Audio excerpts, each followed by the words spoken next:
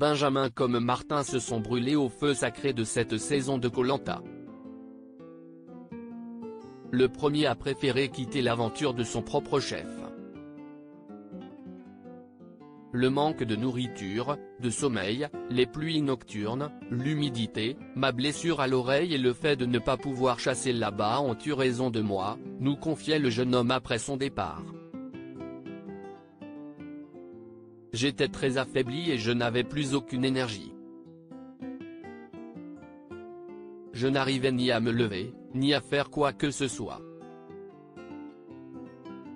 Malheureusement, je ne voulais pas abandonner. Mais j'étais arrivé à bout physiquement.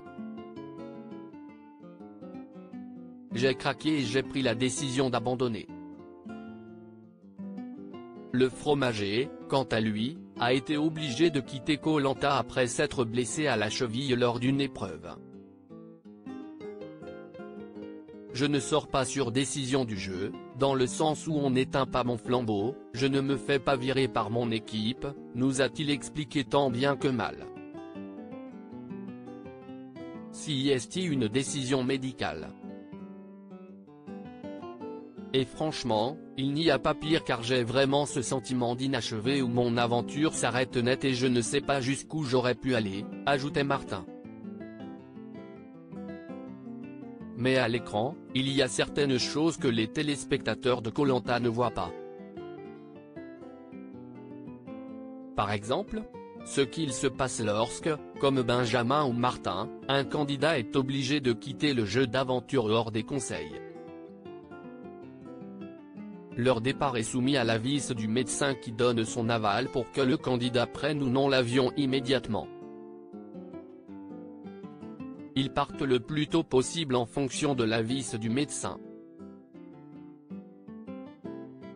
En attendant de repartir en France, ils ne sont pas logés dans le même bungalow que celui des candidats susceptibles de revenir dans le jeu, expliqua Julien Magne, producteur de l'émission à Télé Loisirs. Sauf s'il est vide à ce moment-là. Car il ne faut pas qu'ils puissent entrer en contact avec l'éliminé du conseil suivant par exemple. Benjamin a sous-estimé les difficultés de l'aventure de son côté, Benjamin a pu rentrer rapidement en France.